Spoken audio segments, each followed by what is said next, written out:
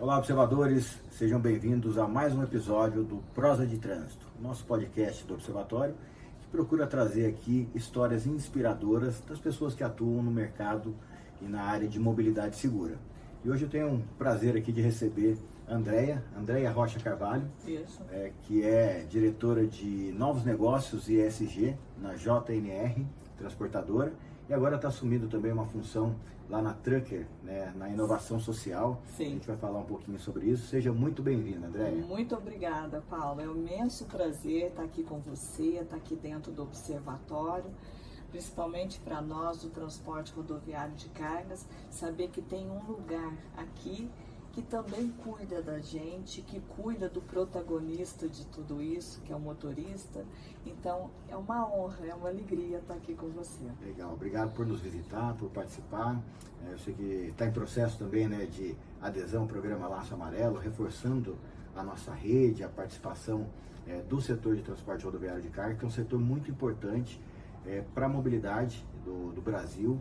E é um setor que tem sofrido bastante. Mas antes da gente entrar nesse assunto, eu queria conhecer um pouquinho mais da Andréia, falar um pouquinho do seu histórico, né? Eu sei que você tem todo um envolvimento emocional com essa área, um envolvimento de ancestralidade com relação a isso. Então eu queria que você contasse um pouquinho como é que você chegou até aqui, a sua formação, enfim, um pouquinho da sua jornada aí para inspirar as pessoas, principalmente as mulheres, né, que têm ganhado bastante espaço também nesse mercado. Sim.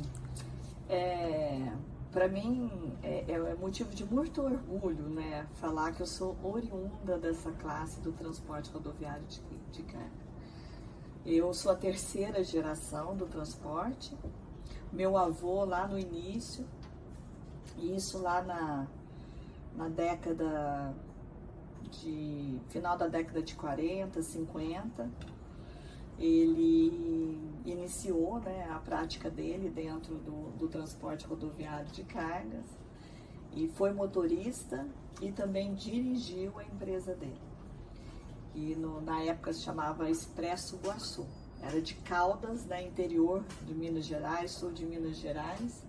E depois veio o meu pai com a Transcaldas, que ficou 42 anos no mercado, também uma transportadora de carga fracionada e completa, que infelizmente na época meu pai não soube fazer a sucessão da empresa para os filhos, né? No caso era eu e meu irmão. Eu tenho uma irmã do meio, mas não trabalhou, mas não seguiu para o transporte. Não conseguiu fazer essa sucessão. E aí de dentro da Transcaldas nasceu a JNR, que no início, durante aí 16 anos, foi a Rodojúnior, mas a Rodojúnior do sul de Minas, de Poços de Caldas.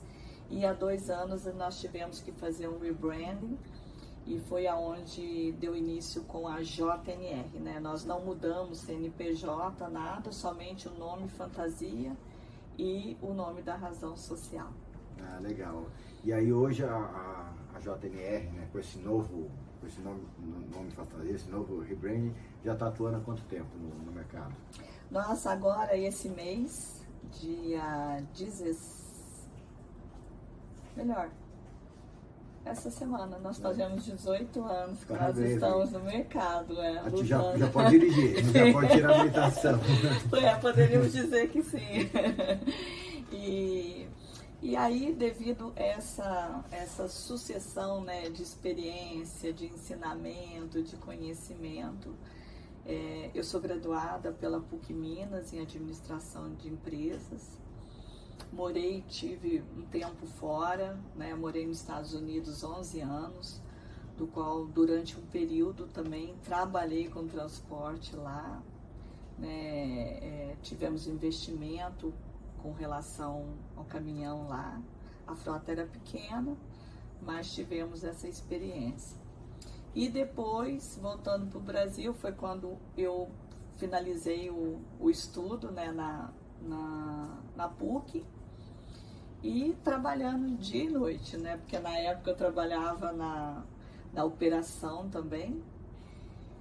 E aí, através do SESC Senat TL, tem 2 MBAs, um na Fundação Dom Cabral, em Gestão de Negócios, e o outro na SPM Rio, que é propaganda e marketing com ênfase no transporte e supply chain.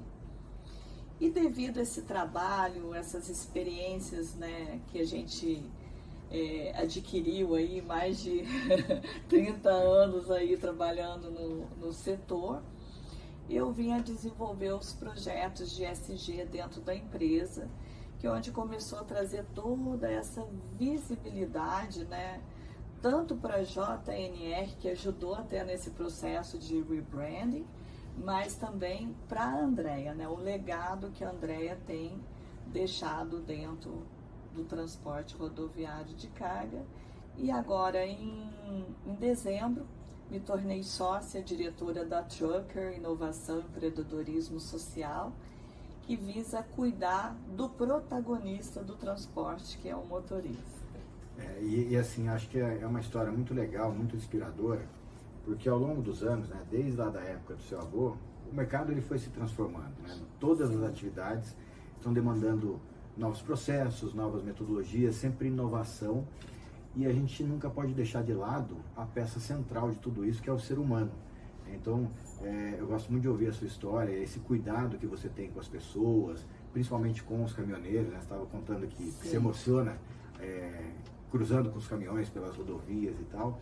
Nesse período, né, o que precisou mudar? Eu sei que o setor de sustentabilidade é um setor novo também na JNR. Qual foi a necessidade que você viu ao longo do tempo? É o mercado que exige ações de ESG, de você estar posicionado de uma forma mais moderna? Ou é o próprio resultado que isso traz para a empresa? Ou é um mix de tudo, né? Por que essa evolução? O que você enxergou na hora que você decidiu propor essa inovação dentro da empresa? Ô Paulo, eu acredito, Andrea, né, pela experiência, que é um mix de tudo, né? Hoje nós temos aí os embarcadores exigindo cada vez mais de nós, transportadores, até porque grandes marcas vendem essa questão de sustentabilidade, mas por outro lado eu acho que é a questão dos resultados mesmo. Nós da JNR, quando nós chegamos numa indústria ou até mesmo num varejista, né, a gente vende a solução, né, do transporte. Eu não vou vender um frete, eu vou vender a solução para esse embarcador. E agregando tudo isso, né, nesse pacote de soluções que eu vendo, eu tenho algumas licenças que têm a ver com a sustentabilidade. E a gente foi vendo também a questão do dia a dia. Não adianta também você fazer essas inovações, adquirir essas novas práticas, se você não tem um olhar mais sensível ao protagonista. Porque não adianta ter o cliente, não adianta ter o veículo, se nós não tivermos a mão de obra.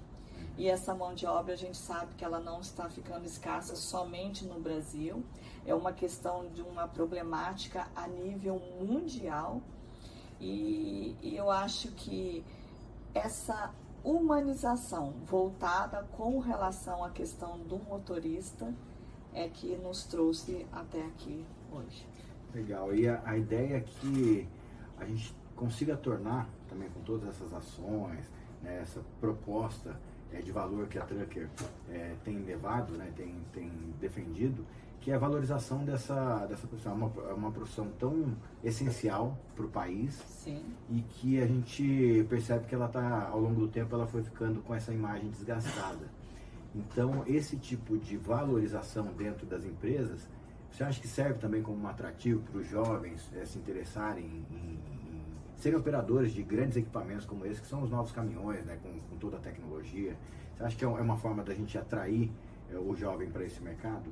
Eu acredito que sim, até porque se nós formos olhar no passado, aí, voltando aí para até a década, eu diria até metade da década de 90, a maioria dos motoristas, os novos que estavam se formando, vinha pela paixão do pai com relação ao transporte. E hoje não existe mais isso. Até porque ele enxerga o seguinte: meu pai, o jovem de hoje, meu pai não esteve aqui quando eu nasci. O meu pai não teve aqui naquela formatura que eu almejava, porque ele estava na estrada. Então foi se criando hoje uma resistência com relação a essa nova geração com essa mão de obra. Então eu acredito assim, quando é desmistificado, né, esse estigma que foi criado, eu acho que é uma maneira de nós trazermos novos colaboradores, incentivar essa nova mão de obra. E com essa nova fase, vamos dizer assim, que essa mão de obra tem vivido, né, de maior exigência de capacitação, né, porque são equipamentos, cargas muito valiosas, enfim, todo esse processo de modernização, você entende que, do ponto de vista de remuneração, se a gente comparar com o passado, hoje um motorista é melhor remunerado do que ele era antes, na época do início do mercado de transporte, enfim, na época do seu avô, do seu pai?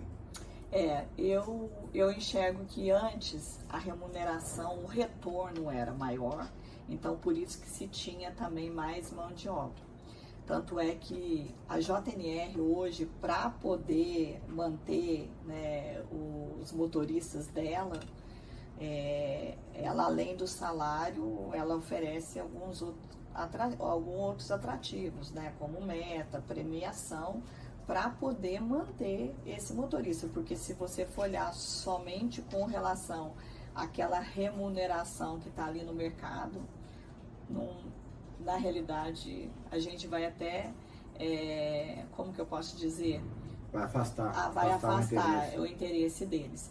E você tocou num ponto, Paulo, muito interessante, porque a gente também já teve motoristas que quando começamos assim, a fazer uma renovação de frotas e tudo mais, e começou a aparecer esses novos veículos com tecnologias mais avançadas, alguns abortaram a profissão.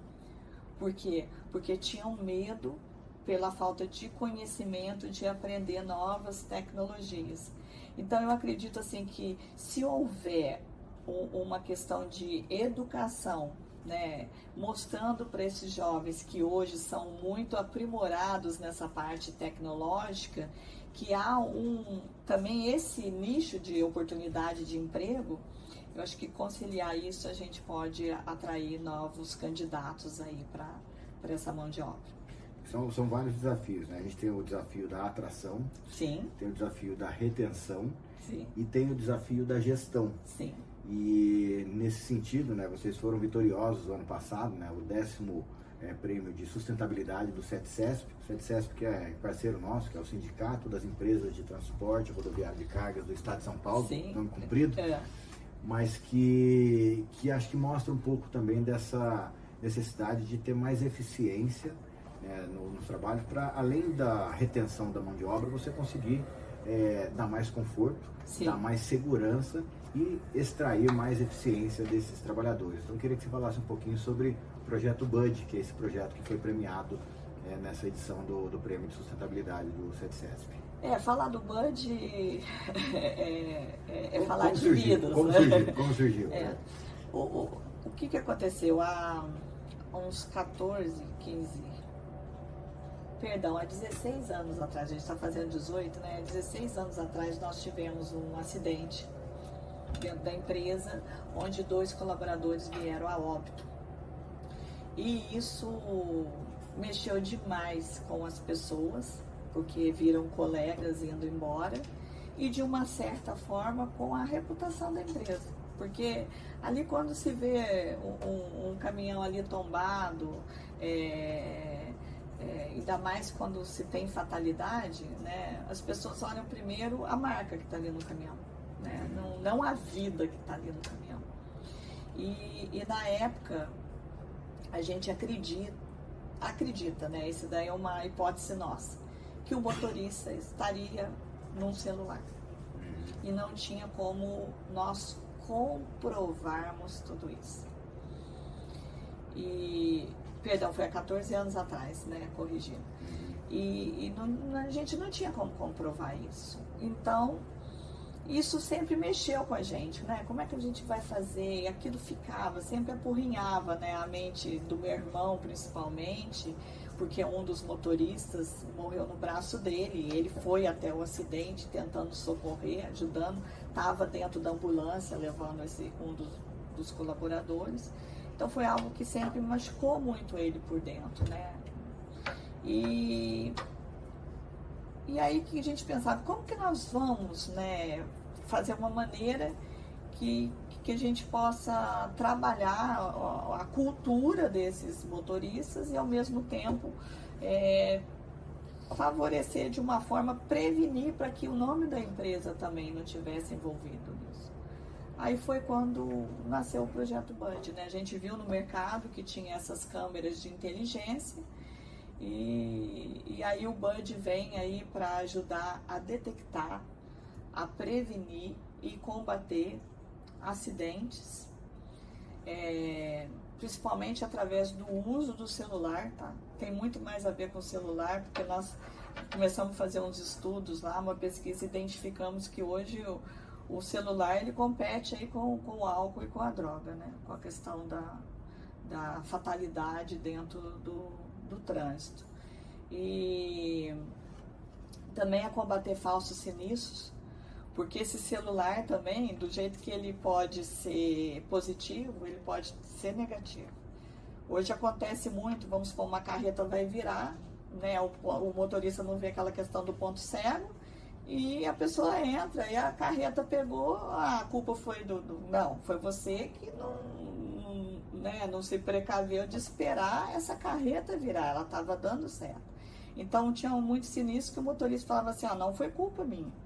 E a gente via nele que realmente não tinha culpa, né? E também a questão de outras questões relacionadas à gestão, né? Multas desnecessárias. E o Projeto Bud, então, é um projeto de monitoramento. Monitoramento com telemetria, né? Aliou as duas coisas, né? A computação, como é que fala? Olha, até me fugiu o nome. Da visão computacional sim. Com a telemetria.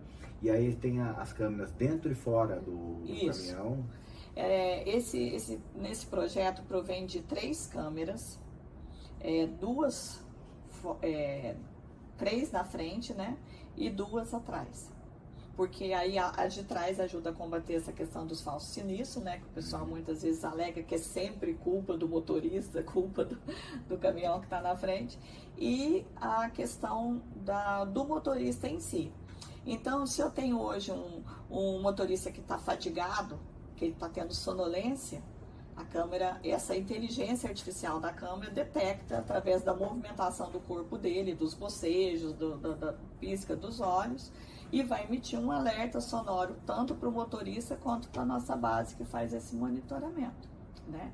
Então, não adianta, né? A gente tem uma regra básica lá, sono, não se briga com sono, você tem que parar e tem que descansar, né? E a questão do uso, detecta o uso indevido do celular, né? Nós tivemos um exemplo aqui agora, um motorista que era exemplo dentro da transportadora, mas ele tinha muita ocorrência com relação ao uso de celular na hora da movimentação do veículo. E a gente começou a apertar esse motorista. Não pode. Esse motorista se desligou da empresa, né? E também ajuda também na questão da inibição de roubo. Eu acho que na questão dessa segurança, não só preserva a vida desse motorista e de outros que estão envolvidos no trânsito, né? Porque para ele se acidentar, ele tem que estar num terceiro, né? Então, ele contribui para essa cidade mais inteligente, né? Que tanto se fala hoje, quando se fala nessa questão dessa segurança viária, preserva a vida desse motorista e também preserva de outros, né? Quantas vidas podem ser salvas através dessa inteligência artificial e ajuda nessa inibição de roubo de carga, porque a gente já teve casos que a gente enxergou pelas câmeras que o a pessoa teve lá para roubar, e na hora que ela enxerga, o fato dela ter que desmobilizar aquela câmera, ele já perdeu tempo, desiste. Aí ele acaba desistindo. E esses dias atrás eu participei de uma audiência pública lá na Câmara dos Deputados sobre segurança para os motoristas de caminhão. Mas era uma coisa mais relacionada à segurança pública, assalto, roubo de carga e tal. E aí me perguntaram o que eu estava fazendo lá, porque eu cuido de segurança viária.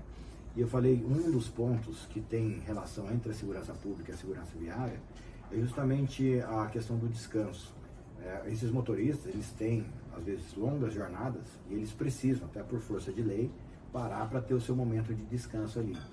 E muitas vezes, se ele não tem uma segurança para ele poder dormir, descansar em paz, ele não consegue, apesar de fazer aquela parada para o descanso, ele não consegue descansar. Sim. Então isso gera um potencial de fadiga para a continuidade do percurso dele, que interfere com a segurança no trânsito.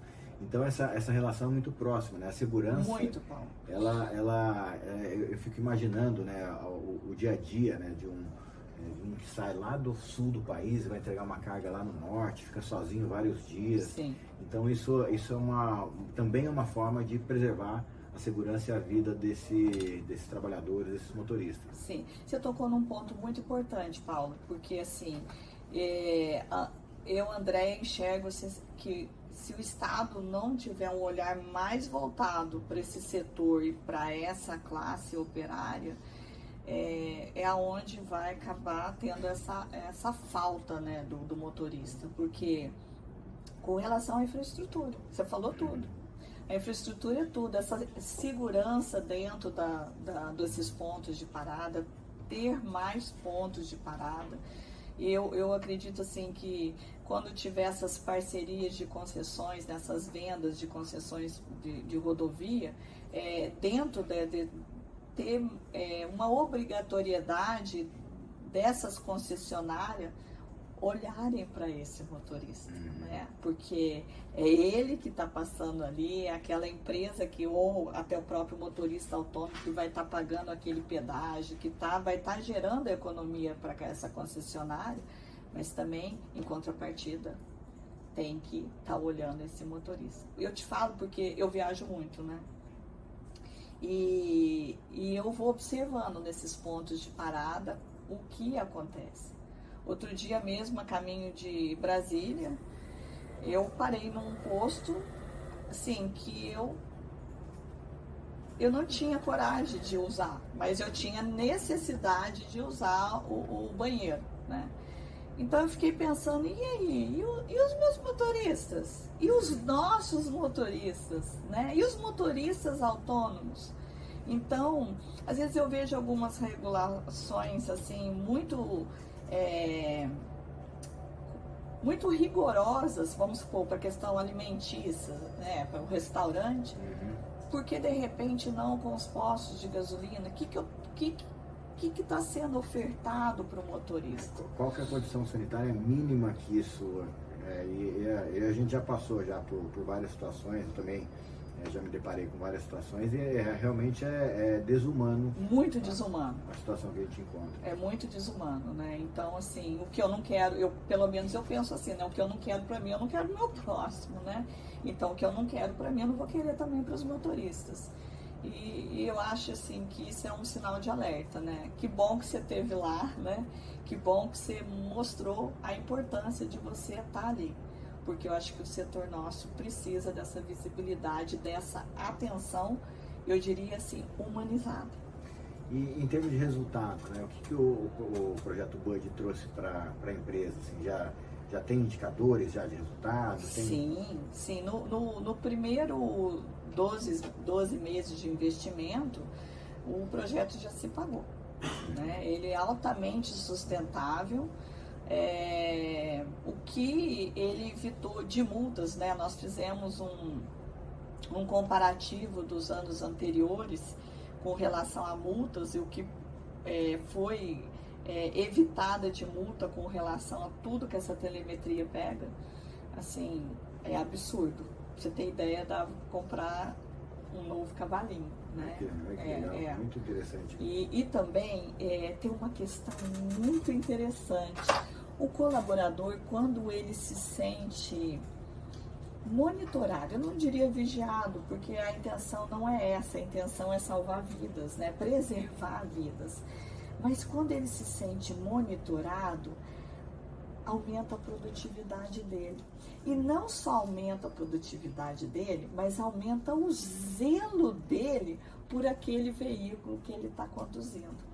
Então, e fora também a questão de funilaria, né? Porque quando você detecta esses falsos sinistros, você levanta, você vê que muita coisa não é responsabilidade sua, é responsabilidade daquele outro que relou no veículo, né? Então, assim, como meu irmão fala, né? O futuro que já está acontecendo são as câmeras. E uma coisa que eu enxergo, Paulo, que muito dos proprietários, dos gestores, né, de transporte, principalmente eu diria assim, de empresas médias para pequenas, às vezes eles acham caro o investimento com tecnologia. Mas eu digo para vocês que não é.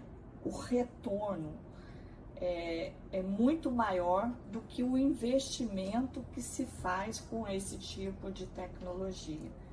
Porque são vários benefícios, que além do benefício, assim, se a gente for olhar financeiro, né? Mas o benefício maior é a vida desses. Não tem preço, né? Não tem preço. Não tem preço, exatamente. Apesar da gente até conseguir calcular o impacto financeiro de perder uma vida, né? O impacto social financeiro de perder uma vida realmente não tem preço. Não tem. E agora, já caminhando para o final aqui do nosso episódio, eu queria que você falasse um pouquinho de visão de futuro, né? Como é que você imagina para um futuro próximo, os próximos passos, o que vai acontecer com o setor, o que vai acontecer com a empresa, o que você está imaginando aí para um futuro próximo? Ô Paulo, esse ano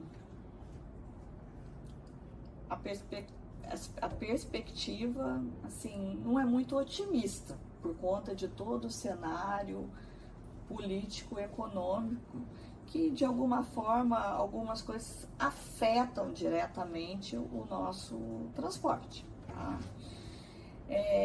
Mas o brasileiro tem uma característica muito interessante, né? Se a gente for olhar aí por todos esses anos, né, décadas aí, a gente passou várias turbulências e nada parou, continuou. Então, o transportador, né, geralmente o dono da transportadora, ele é corajoso. Então ele tem, como diz... Tem casca. Ele tem casca, Então ele vai lá, ele luta, ele busca. E eu vejo assim por nós mesmos. Quando começa a ter uma oscilação, a gente não espera o negócio acontecer. A gente vai lá e busca e corre e faz acontecer.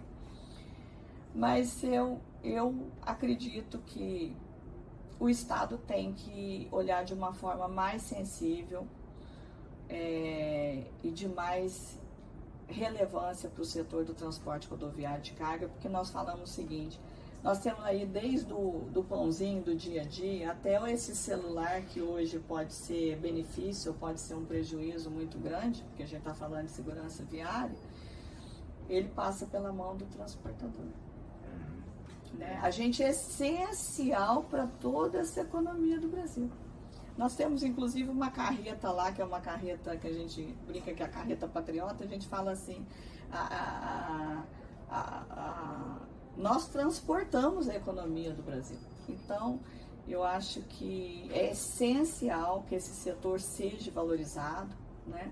É importante também uma coisa que eu enxergo, a união dos transportadores. Nós não temos dimensão do que é o tamanho, a grandeza e o poder que nós temos. Por quê? Porque às vezes é desunido. Então, um fortalecimento de união aí entre os transportadores, através do associativismo, né, dos sindicatos que estão ali para brigarem pela gente, para lutarem a favor do setor. Isso é muito importante. E também a questão dos embarcadores. A gente falou muito sobre essa questão de segurança, sobre, né, a estabilidade emocional desse motorista para deixá-lo no setor. Recentemente nós vimos aí muitos surtos de motoristas na porta de embarcadores. Porque nós temos questão aí que às vezes chega aí para descarregar uma carreta, quantos dias para descarregar? E sendo que ali não tem lugar para oferecer dignidade para o motorista. Então isso é muito sério, né? Quando a gente começou a avaliar esses surtos, né? Ainda mais eu que trabalho com esses projetos também, a parte social dentro do ESG, peraí, esse motorista que está surtando ali na porta do embarcador, ele está denunciando algo, ele está denunciando que está tudo errado com o que está acontecendo com ele. Então é necessário, né, a questão da indústria, do embarcador, olhar, né, como o transportador como parceiro, não como subordinado. E também na hora desse descarregamento, né, fazer um planejamento melhor para receber essas cargas. Ela não vai receber, então fica no teu pátio, eu estou pagando o teu armazenamento. Então, assim, é uma complexidade do cenário que precisa de várias pontas para poder fazer esse progresso logístico acontecer.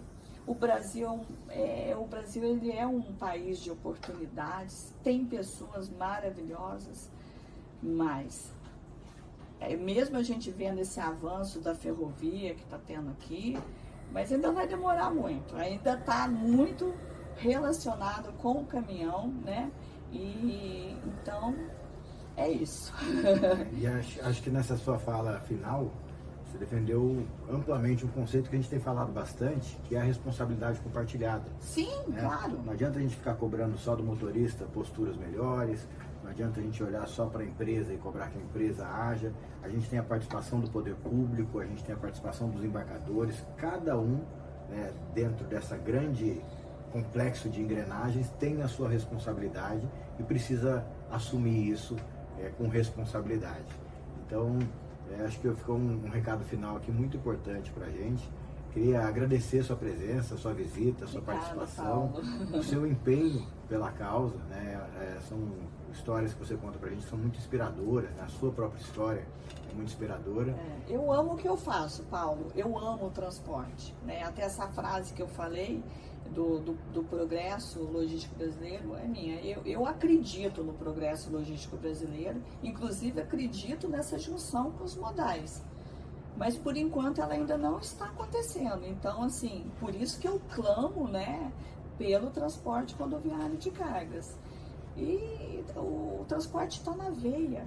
Tudo que você vai fazer tem logística, tudo, né? Então, assim, é um setor de muita importância, de muita relevância. E eu costumo dizer que o barulho do motor do caminhão é uma oração para mim, né? E quando eu ligo, é a hora que eu me conecto, né? Então, assim, a gente está aqui porque a gente gosta disso. A gente faz por paixão mesmo. Muito obrigada, Paulo. Muito legal. Foi um prazer. Parabéns de novo pela sua trajetória, pela sua doação. Eu quero agradecer também toda a nossa rede aqui do Observatório, né, os nossos parceiros do programa Laço Amarelo, nossos mantenedores sociais que nos ajudam a produzir os trabalhos, nos ajudam aí a progredir com a segurança viária, nossos observadores certificados, né, a gente bateu aí a meta, né, a marca de 700 observadores certificados hoje na nossa rede, todos os parceiros das cooperações técnicas, enfim, toda a rede do Observatório que tem trabalhado para ajudar o país a reduzir o número de vítimas no trânsito. Isso aí. Muito obrigado, André. E eu quero aproveitar, quero fazer um convite para todos os outros transportadores, né, que nos ouvem, né, para se inteirar desse projeto Maio Amarelo do Observatório, que é maravilhoso, a JNR está se aderindo também.